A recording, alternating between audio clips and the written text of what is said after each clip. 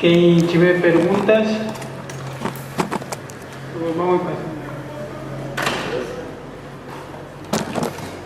Oi, gostei muito das apresentações e aí teria uma pergunta pontual para Maria e algumas inquietações que aí eu deixo mais para o Túlio, o Aslan e a Fernanda no que diz respeito à questão de internação e cuidado e tudo mais, a partir de algumas inquietações que eu tenho visto no meu próprio campo, no outro campo que eu faço, ou que eu venho tentando dar continuidade, que é com famílias, né, com doenças raras.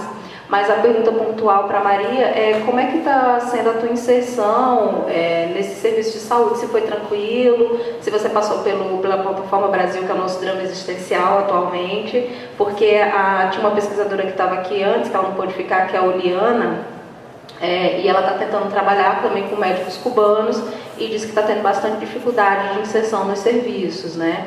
E aí eu não sei se eu não peguei na tua fala, se porque eu sou professora da UEST, estou ali do ladinho da Mangueira, né?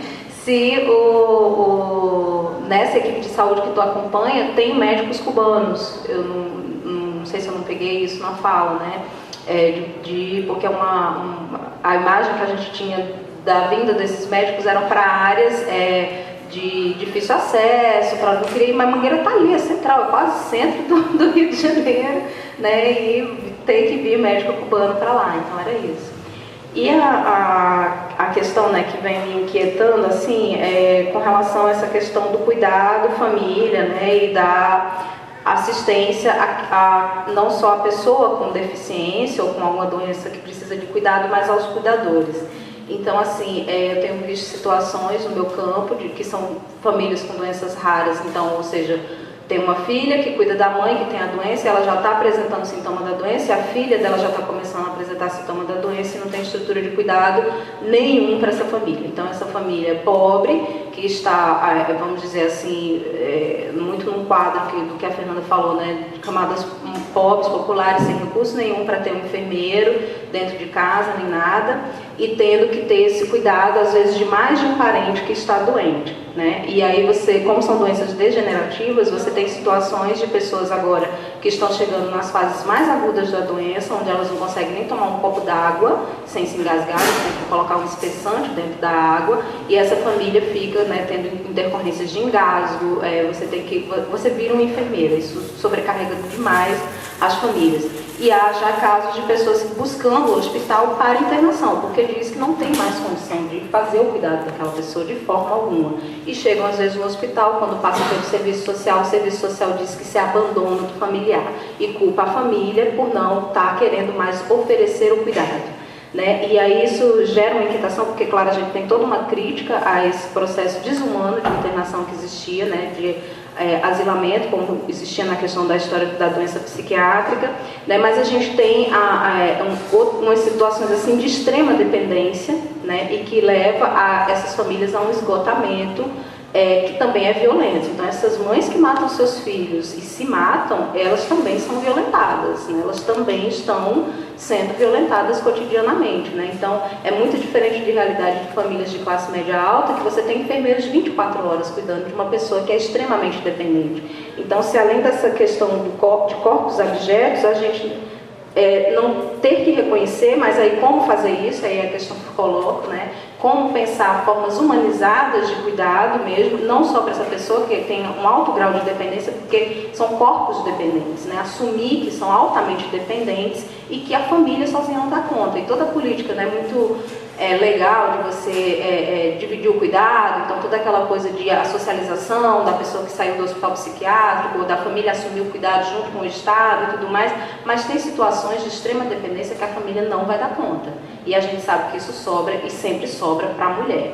Então são elas que deixam de trabalhar, são elas que deixam de estudar, são elas que são responsabilizadas por qualquer questão que aconteça de errado, né? E aí como é que fica essa dimensão da gente pensar criticamente, que obviamente tem que ser criticado, o que a gente tinha antes, mas pensar alternativas para essas situações que a família não vai dar conta. E aí vai suscitar, de fato, esses esgotamentos. Então eu vejo mães na clínica, né, que estão esgotadas, porque estão com crianças com alguma deficiência genética que com 12 anos ainda defecam nas calças, todos os dias. né? Então, e que pararam de estudar, que pararam de fazer tudo para cuidar daquela criança. E aí eu queria ouvir mais de vocês sobre isso, como é que isso aparece nas proposições das políticas, né, nos movimentos e tudo mais, porque fechar os asilos e o jeito como aquilo era realmente não tinha como dar certo, mas qual seria a alternativa, né? Porque algumas pessoas têm um grau de dependência muito grave, muito alto, que não dá para a família sozinha dar conta.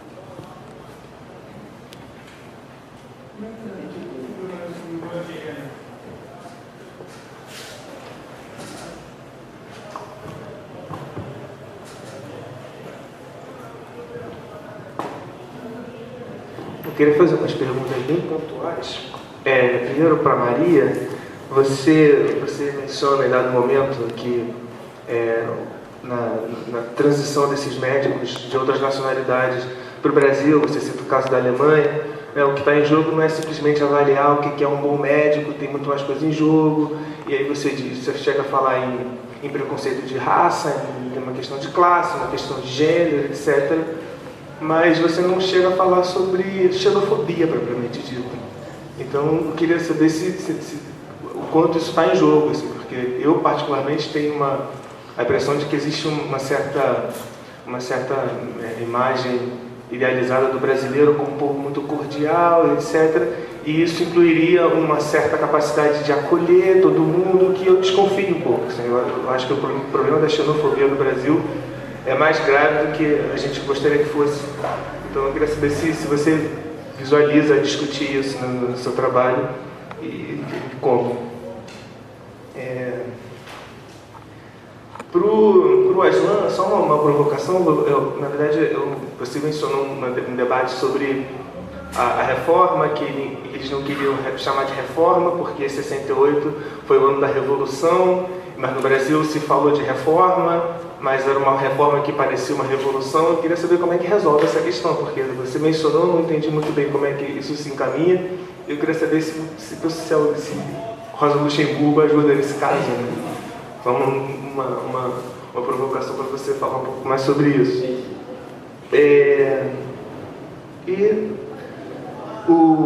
Queria que o Túlio falasse um pouco mais sobre rotulação e subjetivação, que também foi uma coisa que você mencionou em dado momento. Eu achei muito interessante. Você fala um movimento que vai de Goffman a Foucault, né, que sai da rotulação, vai para a subjetivação, só que eu acho que ficou muito mais localizado na discussão do estigma, né? Quando eu falo em rotulação, em Goffman, acho que você vai falando de estigma. Mas também tem uma discussão sobre instituição também, né? que também há um movimento do Goffman em direção ao Foucault, na discussão sobre instituição. Né? A abordagem das instituições totais do Goffman cai no mesmo tipo de crítica que a abordagem que ele faz da rotulação. Então eu queria que você falasse um pouco mais sobre isso também, que eu fiquei interessado. Para terminar, para a Tássia, que eu esqueci de falar, você fez toda uma discussão sobre uma determinada visão predominante sobre favela no Rio de Janeiro, favela como lugar de pobreza, violência e ausências de políticas e tal, e aí no final você chega no seu campo, fala um pouco sobre como isso aparece lá, mas eu queria que você falasse sobre a figura do Tony Barros, que parece ser seu interlocutor principal. O que ele é?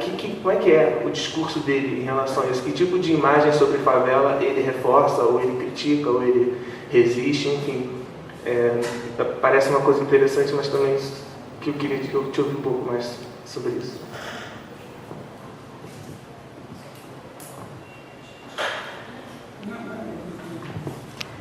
Bom, queria parabenizar a mesa, aproveitar que é a última sessão para dizer que estou muito feliz com a gente ter conseguido concretizar esse seminário, muito emocionada, porque de fato ele está expressando o trabalho que a gente tem construído nos últimos anos e de uma forma muito satisfatória, né? Eu acho que de todos vocês aqui fazendo uma coisa incrível, que é dialogar com uma coisa que foi dita ontem à noite, né? E trazê-la de volta, fazer sentido dela, né? na conferência. E em específico, em relação aos trabalhos do Túlio e da Bruna, que eu debati aqui na jornada, né? E da Tássia também, que a gente discutiu no seminário no ano passado, fazer um elogio, dizer que é muita felicidade ver vocês, né, respondendo às inquietações que foram colocadas em pouco tempo, porque aparentemente essa é uma habilidade da qual nós não poderemos nos livrar, né? Essa capacidade de produzir aceleradamente conhecimento, e acho que vocês estão estão fazendo isso muito bem. Então, assim, meus parabéns gerais, né? E aí algumas questões pontuais, assim, eu achei muito interessante. Eu fiquei muito feliz, Maria, de poder finalmente conhecer um pouco melhor o seu objeto, né? E muito interessante essa analogia que você está estabelecendo, assim, entre essa situação dos médicos cubanos com essa situação que você anunciou, né, também na Alemanha. Então, muito legal, muito instigante a pesquisa. E eu fiquei, de alguma maneira, contrapondo um pouco as falas de vocês dois, porque, e aí é uma pergunta meio mista para os dois, porque você fala em sul-sul, né? Também fala, e você fala em sul, né? E aí eu fiquei pensando que são dois, se não são sentidos diferentes de sul, porque o seu sul-sul está se opondo ao norte, né? O seu também, mas o que é um sul na América Latina, né? Primeiro que assim, como é difícil para nós brasileiros nos reconhecermos como América Latina, né? Isso é uma questão que a gente tem que pensar por quê, né?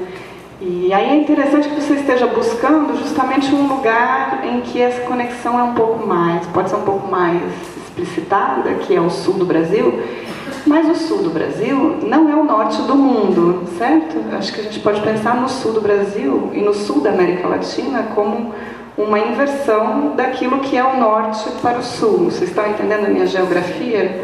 A minha geopolítica. Então eu queria te perguntar se esse sentido de sul que você está colocando, né, pensando, por exemplo, em contraponto aqui com a relação entre sul e norte na América Latina, considerando Cuba mais próxima do norte do que Brasil, né, se essa linguagem eurocêntrica funciona.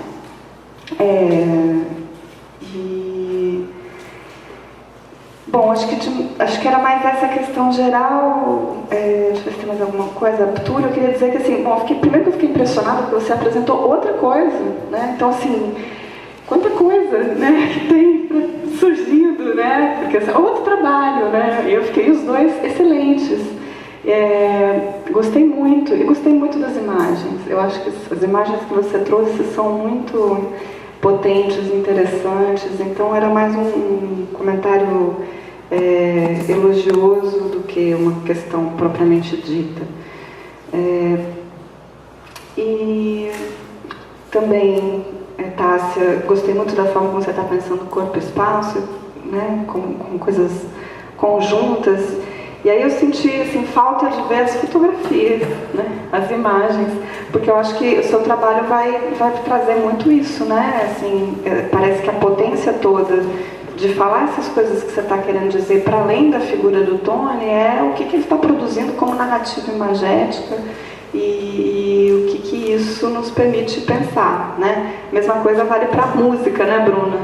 E a música e a imagem, assim, como um sentido que ultrapassa, né, as fronteiras aí entre arte, ciência, tratamento, terapia, enfim, são como formas de afetar, né? Acho que era isso que eu estava querendo dizer, imagem e som como afecção. E, Fernanda, finalmente, você falando sobre essa questão, eu fiquei pensando, você se defendeu bem, assim, em relação a essa questão que eu vou colocar, mas é mais para a gente pensar um pouco junto, nessa relação entre cuidado e violência, nas especificidades da questão da deficiência, porque com relação ao cuidado, por exemplo, de bebês, de crianças e de idosos, essa questão da violência também aparece, né? Então, assim, claro que você está trazendo tudo isso, mas era mais uma questão assim, em que sentido você vê uma diferenciação nesse objeto em específico, se você pensar a violência e cuidado em outras situações, né? Era isso. Bom, eu também queria parabenizar a todos. Essas apresentações foram muito boas. E tenho assim, alguns comentários aí, para dar a possibilidade de que vocês falem mais um pouquinho, não 20 minutos cada, mas um pouquinho mais.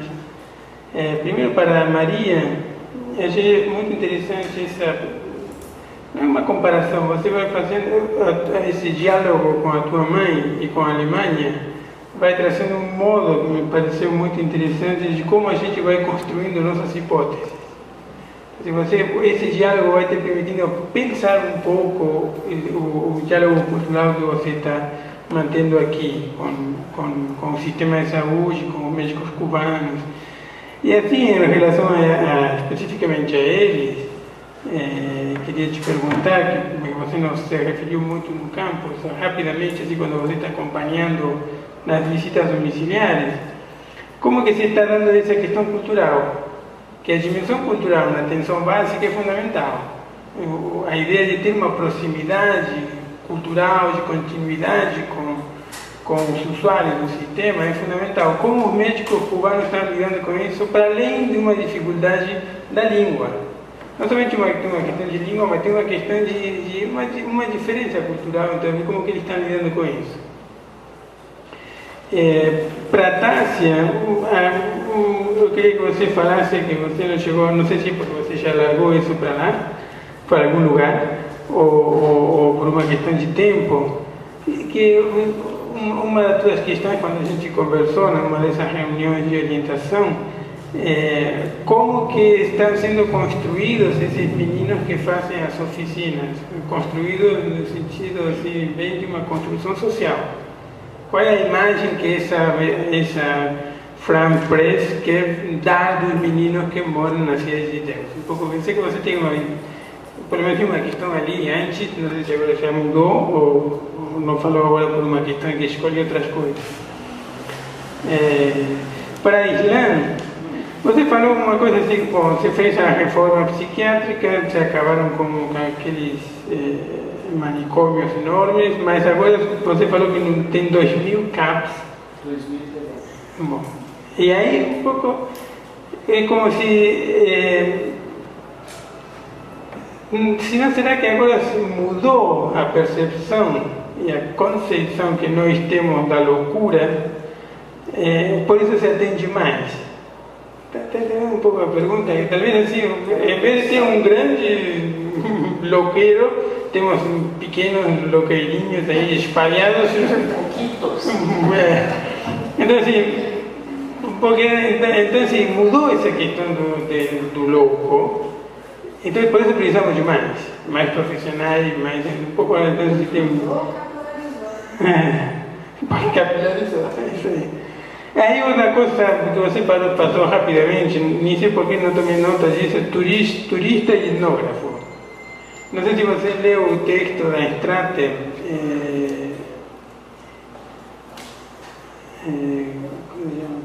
Partial Connection, conexões parciais. Aí tem todo um desenvolvimento dela sobre o etnógrafo e o cosmopolita, né? Que essas duas figuras que têm alguma relação com isso que você está querendo fazer. Túlio, me interessou essa coisa desse efeito, um efeito secundário da desregulação, que é aí que você tem que internar compulsoriamente, por exemplo, os usuários de crack. Isso me lembrou também de outro lado disso, é quando a família pede para ser internado. Tem o caso, por exemplo, que comenta a Maria Pérez, que esteve aqui no grupo falando sobre os usuários de Paco, que as mães vão e pedem, por favor, internem ou enfiem na prisão, porque se fica fora morre. Então, um pouco esse como outro efeito que eu trago para pensar a partir dali.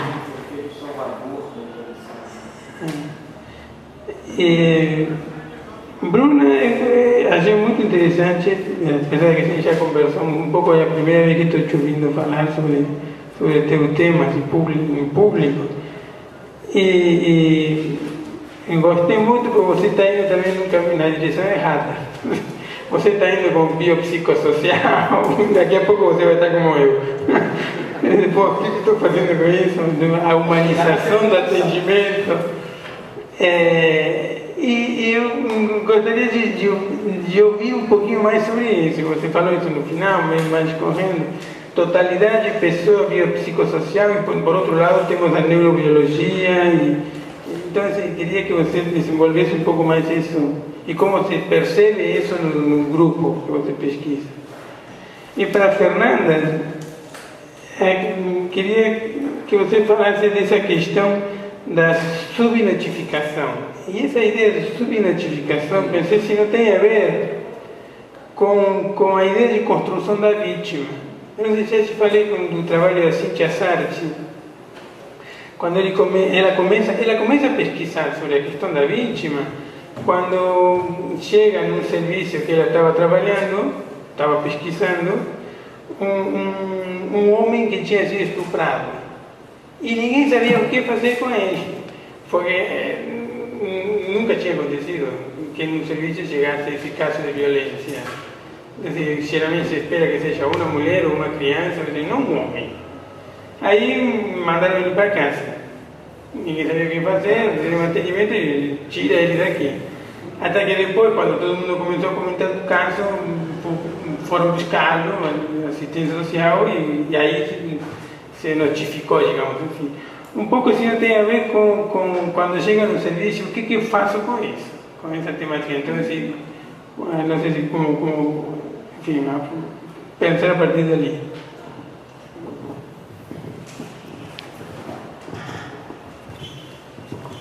Boa tarde, eu sou Alice, sou do Instituto de Medicina Social, conheço aqui 2 colegas, a Joana me convidou para vir. Estou bem surpresa positivamente, né, com a qualidade e a variedade dos trabalhos. Eu queria fazer uma pergunta e talvez 2 comentários. A minha pergunta é para Maria, eu também pesquiso, a minha pesquisa é na parte de cuidados de saúde mental por médicos da estratégia de saúde da família. E eu fiquei curiosa para saber se na sua observação, você está percebendo como os pacientes, os usuários recebem esses médicos estrangeiros, né? Assim, por parte dos usuários, como que é a recepção, porque do que eu tenho acompanhado do programa Mais Médicos, nos locais onde não existem serviços médicos, a chegada desses estrangeiros, né, existe um acolhimento, uma vez que não existia serviço prévio.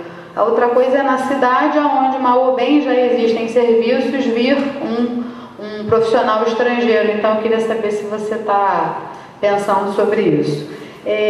Para a Fernanda, eu queria fazer um comentário que é assim, eu trabalhei 6 meses numa regional da prefeitura, na Secretaria Municipal de Saúde, em 2013. E justamente em 2013, estava havendo uma diretriz para que se fizesse a notificação dos casos de violência. Então, pelo menos aqui no Rio, que eu saiba, a notificação de violência ela começou a ser feita nos serviços de saúde a partir de 2013, o que significa que é muito recente. E os profissionais de saúde, de fato, não sabem como fazer. Então, normalmente, o que era feito era ser constituído um grupo de trabalho com profissionais de várias áreas, né? Para depois, então, isso no nível da coordenação de saúde, para depois essas diretrizes serem passadas para os profissionais nas unidades, né? E essa ideia de notificar a violência vem porque a gente tem uma transição epidemiológica dos agravos em saúde, né, saindo das doenças infecciosas, das doenças agudas para as doenças do estilo de vida.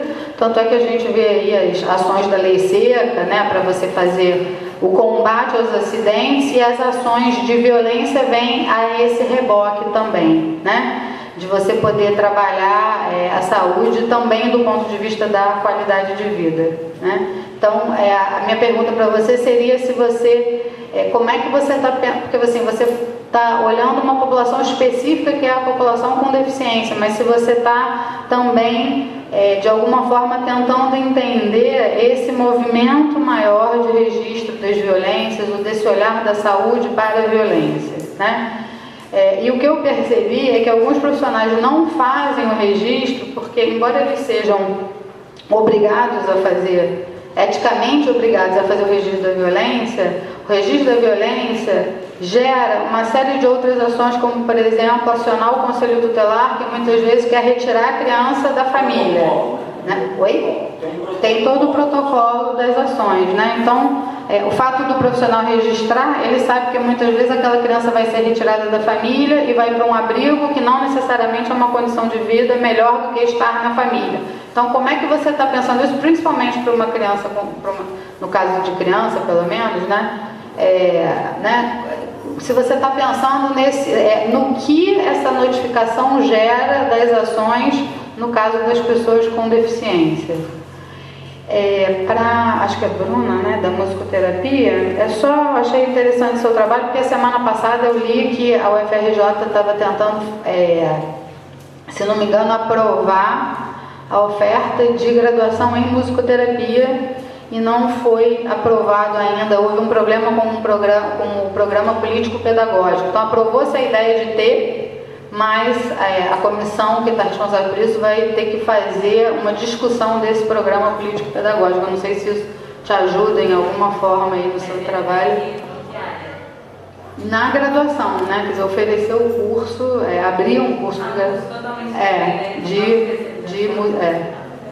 Então tem essa discussão aí que eu não sei se te ajuda em alguma coisa. E para os outros eu desejo um bom trabalho, estão todos ótimos.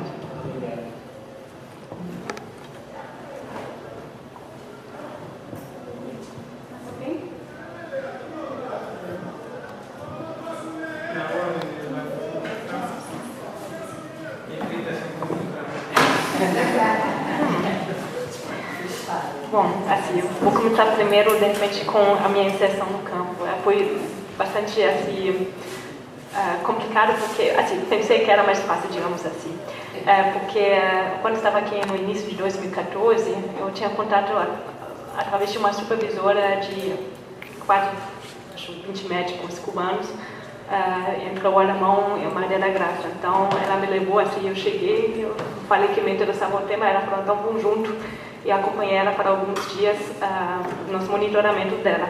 Então, achando com esse contato, iria ser fácil, porque ela falou, não, você pode voltar a fazer pesquisa de campo aqui na clínica, não tem problema, etc. Bem-vinda. E também pelos cubanos com quem eu consegui falar também, me falaram a mesma coisa, você está bem-vinda. Chegando aqui no Brasil, as coisas se tornaram um pouco mais difíceis, porque descobri que tinha coisas como comissão de ética, porque como o meu projeto está assim, assim, vinculado com uma instituição alemã, tipo, na Alemanha não preciso passar por assim, no pós-doutorado, não preciso passar por uma comissão de ética maior do que isso. Não existe nem nos estudos da antropologia de medicina uma comissão de ética, etc. Então, me enfrentei com esse problema, que se tornou realmente um problema, e ao mesmo tempo minha supervisora não estava trabalhando mais na área, foi translado para a Zona Sul, tanto quanto outros médicos que conhecia, que eram brasileiros, que não trabalhavam mais na Zona Norte, devido por, assim, poucas coisas de carreira. Então, eu acompanhei ela ainda fazendo supervisões, mas minha inserção numa clínica foi bastante difícil. E através de falar, contatos, falando também com outros cubanos que já estão assim muito mais tempo mais médicos aqui, consegui contato com outras clínicas, com gerentes de outras clínicas que estavam interessadas justamente no projeto, que falaram, não, vem aqui primeiro fazer pesquisa de campo, assim começar e ver se é tua área, e a gente resolve aquela coisa da comissão de ética que estou assim, no processo agora, principalmente para poder continuar no alemão.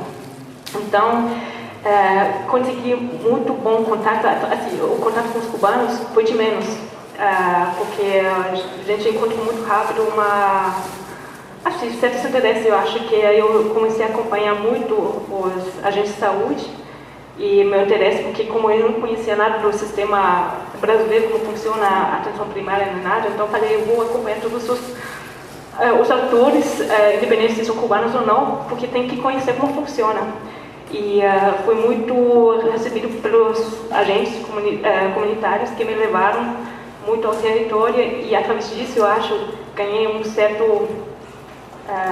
confiança dos cubanos, porque aí vem uma questão que é muito forte, que de repente também tratar essa questão cultural, que o Octavio perguntou, o reconhecimento que eles conseguem através de um intenso trabalho de trabalho no território, que foi colocado tanto pelos pacientes, tanto pelos ACS, tanto pelos, às vezes até assim, mais informal pelos cubanos mesmo, que eles não viram isso,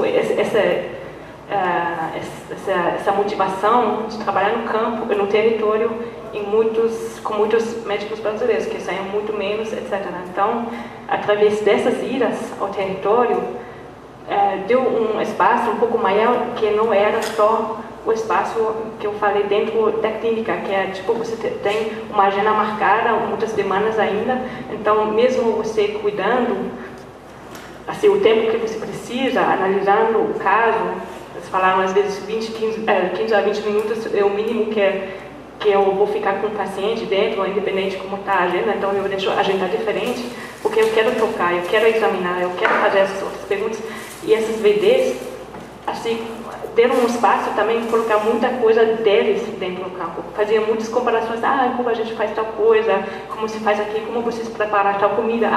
Por exemplo, no caso de diabetes, que fazia muita comparação Cuba-Brasil, que achei uma coisa muito interessante, que era possível nos VDs, que tinha esse tempo, que era mais tempo do que dentro do próprio espaço da clínica.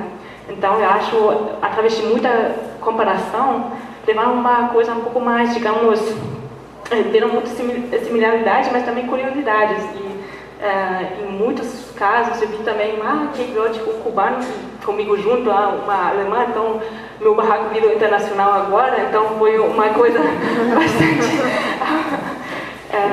digamos, assim, só isso eu vou, assim, de repente entrar um pouco mais. E no centro era justamente isso, eu acho que tem que ver qual áreas no centro a gente fala, se a Mangueira é muito central, mas ao mesmo tempo, por exemplo, eu vejo uma flutuação de profissionais brasileiros, igual, por exemplo, no Complexo do Alemão, muito grande, que tem a ver com a violência no local e que tem a ver também pela própria infraestrutura da clínica, que é muitas... Mesmo o pessoal médico e de enfermagem, etc., fazendo todo o esforço que podiam, mas que a infraestrutura pede também muita coisa. Então, eu acho essa flutuação ainda muito grande e os cubanos me falaram, a gente, pelos nossos contratos, a gente não pode fugir. Então, são zonas onde tem uma demanda grande, mesmo sendo no centro. E, de repente, conectando isso com a pergunta de xenofobia, eu no início pensei também, não sei, o Brasil, esses casos que passou pela mídia, então aí se mostram as colonialidades internas, xenofobia, médicos que até aqui, eu acho, a UERJ fez um estudo do ano passado falando que 17% dos médicos brasileiros se consideram não brancos. Então, aqui também é uma profissão que está muito ligada a uma certa classe e, digamos, racificação branca. E já sabe, tipo, então aqui tem o mesmo problema, igual em outros lugares do mundo, que de repente assim, a profissão do médico é ainda uma profissão racificada em termos brancos. Então, se chegam pessoas que de repente não são brancos, mas também são médicos, tem a ver também com uma xenofobia geral.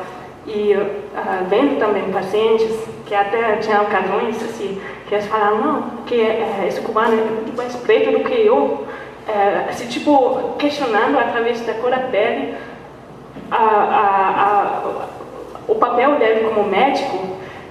Era uma coisa que foi contada por muitos médicos para o início da estadia deles daqui. E eu acho que, assim, você tem que falar em xenofobia em esses termos, mas também ser cubano, ao mesmo tempo, também era tipo um mapa que dava primeiro uma avaliação se era bom ou ruim. Também médicos cubanos brancos me falaram que foram recebidos com muita desconfiança por ser cubanos. Então, eu trabalho com um conceito de trabalho interseccional que tenta também levar em conta nacionalidade, etc., e também gênero, porque sendo mulher e negra, etc., era mais difícil ainda que assumir contar não ser reconhecido como tal. Então, dentro da toda essa complexidade. Mas com o tempo, e de repente essa é também um pouco a resposta à outra pergunta, como foram recebidos os cubanos, nas narrativas sempre me contaram essa coisa no início e agora. E eu acho que realmente conquistaram espaços pelo... Assim, não é um resultado, não quero colocar como um resultado, mas como uma observação prévia. Mas parece que com o tempo e a forma de tratamento e o cuidado que eles deram e de não ter medo de ir ao território, todos falam de experiências de tiroteios que ficaram na casa do paciente esperando, aguardando até a situação estava mais calma. Então, eu acho ganhar um certo respeito que deixou de lado a origem nacional deles, de repente até acolher, senão criaram solidariedade entre pacientes, agentes comunitários, que eles têm esse papel muito fundamental também de tradutores em questões até culturais. Parece que eles fizeram, assim, pelo menos onde estou trabalhando, que muitos estão muito tratando com os aspectos culturais, assim, indo para as casas cubanas, comendo, conhecendo mais a cultura, e com isso ganhando um certo respeito pelo lado dos pacientes, assim, indo ao campo, ao território, assim, você vem aqui quando? Está ali, não sei o quê. Então se cria uma relação muito horizontal, que eu acho que em muitos aspectos ajudou, de repente, contar um pouco mais de história do que ter um médico que de repente é visto como mais assimétrico. É uma observação que ainda tem que profundizar, porque também não acompanhei muitos médicos brasileiros no campo, então não tem essa comparação. Pode ser que é uma coisa bem da saúde de família, que é própria, ou uma coisa realmente do jeito dos cubanos. Por isso, a questão cultural ainda estou tentando tratar. Não sei o que é cultural, o que é social, o que tem que ver com coisas profissionais.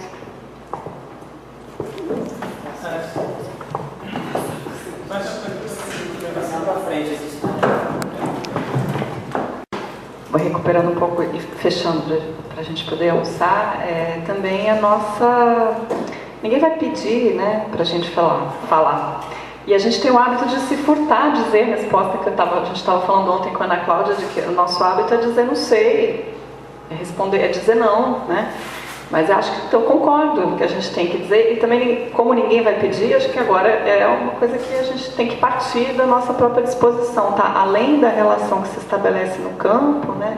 Estendê-la para novos desdobramentos e para a valorização do nosso próprio trabalho, que a gente possa ser reconhecido como um especialista a ser consultado em todas as questões que envolvem a vida.